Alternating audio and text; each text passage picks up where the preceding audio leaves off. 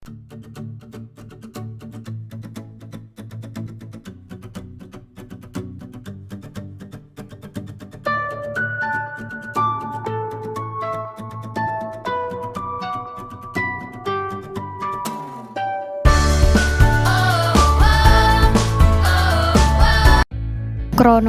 munculnya ilmu pemerintahan. Pada hakikatnya, pemerintahan merupakan suatu gambaran tentang bagaimana pada permulaan pemerintahan setelah terbentuk dan bagaimana pemerintahan itu telah berkembang melalui perkembangan dari 3 tipe masyarakat, yaitu masyarakat setara, masyarakat bertingkat, dan masyarakat berlapis.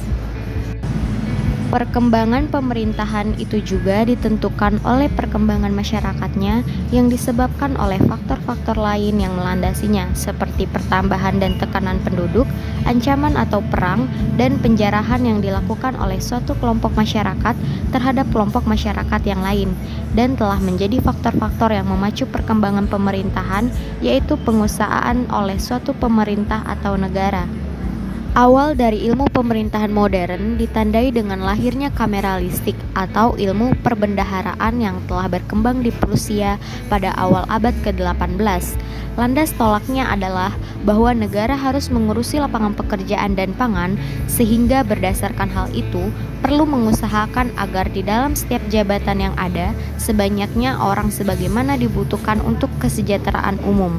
Dalam abad ke-19, dengan munculnya pemikiran negara hukum, maka merosotlah kameralistik seraya memberikan perkembangan hukum pemerintah. Hampir di seluruh daratan Eropa Barat, perkembangan studi negara dan ajaran negara menjadi abad ke-19 dan pada abad ke-20 menambahkan nama studi hukum administrasi. Pada ilmu pemerintahan, Burke dan Betan mengujurkan perlu diadakan perbaikan terhadap kelalaian dari dinas pemerintah, kelebihan staf, inaktif, dan inkompeten. Di Amerika Serikat, ilmu pemerintahan berkembang sebagai suatu bidang otonom yang dipelopori oleh Profesor Woodrow Wilson. Ia menganjurkan adanya studi khusus tentang masalah-masalah yang berkaitan dengan pelaksanaan tugas-tugas pemerintah yang berhasil guna dan berdaya guna. Karakteristik yang membedakan kekhasan gejala pemerintahan di Eropa dan Amerika. Eropa. Federalisasi Uni Eropa merupakan proses institusional di mana Uni Eropa diubah dari bentuk konfederasi menuju suatu federasi yang terpusat, terdiri dari sejumlah negara federasi yang semi-otonom. Terdapat diskusi yang sedang berlangsung mengenai sejauh mana Uni Eropa telah menjadi federalisasi selama beberapa dekade. Dan yang lebih penting, pada tingkat apa Uni Eropa harus berkembang menuju negara federalis. Sejak tahun 1950-an, integrasi Eropa telah melihat perkembangan sistem pemerintahan supranasional karena lembaga-lembaganya bergerak lebih jauh dari konsep intragovernmentalisasi sederhana dan lebih ke arah sistem federal. Amerika.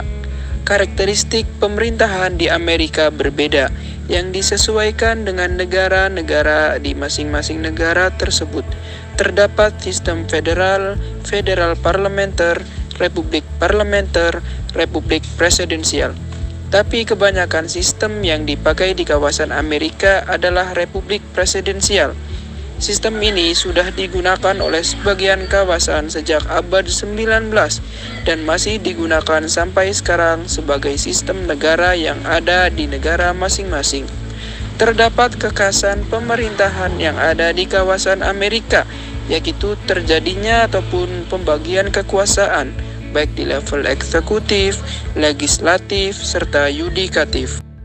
Pendekatan paradigmatik dalam perkembangan ilmu pemerintahan. Pada paradigma 1, ilmu pemerintahan memasuki tahap perkembangan awal, yakni di masa Eropa dan Amerika, dan berwujud sebagai normal science. Ilmu pemerintahan ada untuk kebaikan atau kesejahteraan manusia.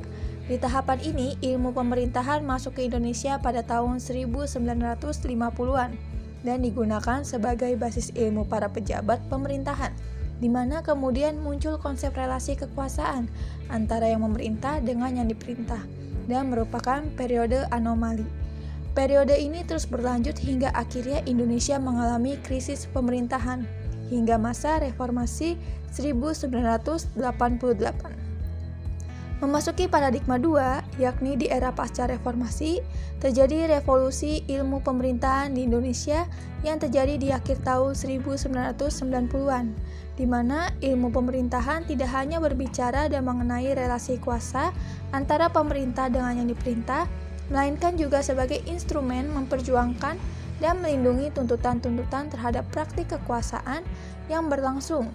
Konsepsi ini bermula dari adanya aksi perlawanan terhadap pemerintah otoriter di era Orde Baru yang mendorong terjadinya reformasi dalam tatanan penyelenggaraan pemerintah di Indonesia.